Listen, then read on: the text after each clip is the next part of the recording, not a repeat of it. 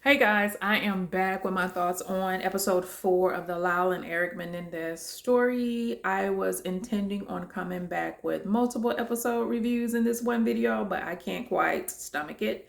I need a break. I need to cleanse my palate. These are dark, sensitive topics that I don't necessarily enjoy consuming or talking about. So let's get into episode 4.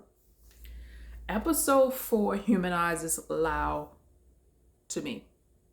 Prior episodes, I just saw him as this arrogant, mean guy. Of course, we know it's because he's been brought up in this dysfunctional home.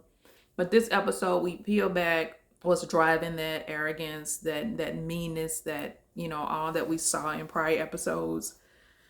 Lau suffered a lot of abuse from his dad, not just the physical, but the mental as well.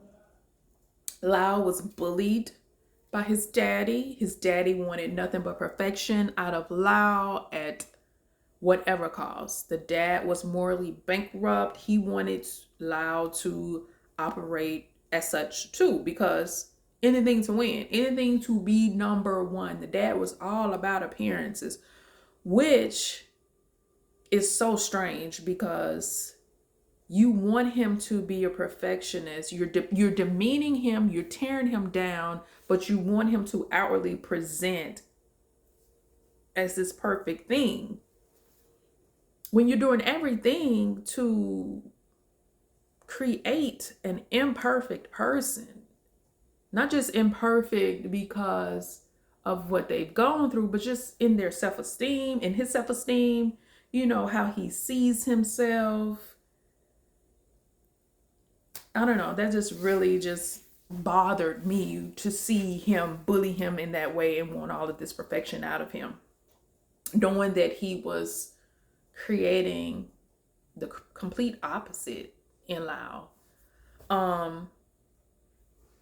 The wig, it was the dad that wanted the wig, to my surprise, because I assume this is a young man who's lost his hair prematurely. Okay, it is understandable that you would be vain at that age with that type of deficiency, but that's not the case. It was the dad. Lau didn't even want it, but Lau did not have a choice. Leslie Abrams, the lawyer for Eric, is meeting with Lau and his attorney, and we find Leslie is trying to build her defense. Her defense is going to be on the basis of abuse and this being a spontaneous emotional act, right? So she's meeting with Lau to confirm this, and initially Lau is not budging. He's not giving up much information until she confronts him on what he did to Eric. This is when you see the crack in Lau's demeanor, because Lau is remorseful. He's ashamed for about what he did to Eric. But Leslie wants more. Leslie wants confirmation that Lau was also abused by the dad. Lau didn't want to go over that information at first. Lau is still trying to paint this picture that his dad was a good man, upstanding man. But Leslie had to remind him, hey, you blew his face off. So let's be real here. He was not a good man to you. You did not love this man. Let's stop playing this game.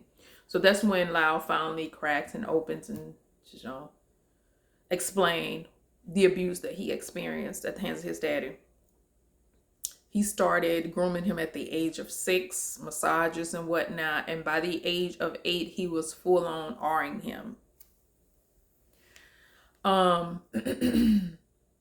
then it came a point where Lau demanded that he stop. But what Lau did not realize is that once he stopped assaulting him, he started assaulting Eric. Lau finds out, and this is when I believe this is the catalyst for them developing the plan to take the parents out. We see Eric tell Lyle about the abuse, and it looks like, well, he's a teenager. So that gives me the impression that Eric experienced the abuse for a longer period of time And it was probably way worse than Lyle experienced. Because if the dad escalated from the age of 6 to 8 to full on Ring, just imagine what Erik experienced in maybe a decade. I'm assuming the daddy was doing it to him for about a decade, since Erik looked to be a teenager when he finally told Lyle. Lyle is pissed about this. He's very protective of his brother. He has a lot of guilt. He feels guilty that he didn't protect his brother. I think he's also feels guilty that he demanded the dad stop assaulting him, because he probably thinks, if I would have let him continue to assault me, he would not have assaulted Erik. So Lyle has a lot of guilt. You see him so broken, so remorseful in this episode as opposed to prior episodes. It was sad to watch. It was sad to watch. But Lyle takes a stand. Once he finds out his brother's being abused, he confronts the dad and he demands that he stop or he will expose him. Well, this sets off pure hell in the household, because now the mom has to come out of her drunken slumber and face the fact that this man is doing what he's doing to her kids. And now she's pissed that she can't pretend not to know anymore. And she's not pissed at the dad, she's pissed at her sons. This causes the boys to be scared for their lives, because they know their mom is, number one, she's addicted to the dad. She sees this outing of information as, I guess, something more threatening to her marriage than the affairs. And that's how Lyle explained it. Like, the affairs were okay, but she's pissed about this, him abusing us, but she's not pissed at him, she's pissed at us. So them knowing about her addiction to him, on top of the fact that she is a pow enthusiast, now they think that the mom may take them out. And this is when they say, okay, we got to get them before they get us. And even after this big blow up in the house about the outing of information, they schedule a fishing trip as though nothing is going on in this family. I guess they're really trying to normalize this dysfunction. But yeah, anyway, the mom, this now explains why the mom got it the way she got it in the end. Because she was just as bad as the dad. She was complicit. She was complicit. And she blamed them. And that's something that confused me about her anger. Like, are you angry that it happened? Are you angry that you can't pretend it's not happening? Like, why are you angry now? Because you always knew it was happening. So I just didn't understand her anger. Right. So, and then you have this journalist, this Vanity Fair journalist that has the grudge against Leslie Abrams because either she defended someone that unalived his daughter or she sympathized for that person. I don't know. But he has it out for Leslie Abrams. He writes an article about his thoughts, and he's done his interviews with different people, and he's also been in the house post incident, and he writes his article. And a part of his article implies that it was premeditated, in that the boys approached the parents from behind as opposed to approaching them, from the front.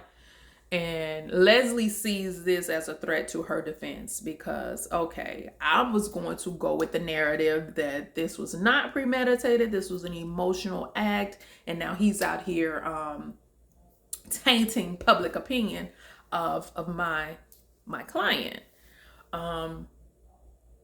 Something the journalist did clarify with those that he was talking to, and probably, I'm pretty sure he probably implied it or explicitly said it in the article, is this was not about money. The brutality in this act was not about money. Everyone was assuming that because of how the boys were reacting after it happened. They were blowing the money. They did not seem like they were mourning, etc. But the journalist starts to plant that seed, I believe, in the article. He stated it in the room with the people that he was talking to. but he's planning that scene that this was not about money. So yeah, that pretty much sums up this episode and my thoughts. I'm assuming the next episode we're probably gonna get listen, I keep thinking this thing is gonna get darker and darker, and I believe it's gonna get darker and darker. And I'm gonna have to consume it in bite-sized pieces. Hopefully in my next review will be multiple episodes at once, because honestly I do want to get through this. I do want to get through this series. I do not want to spend a lot of time on this series, so I'm going to try to come back with multiple episodes next time. But I thank you for watching, and I will see you in the next one. Bye.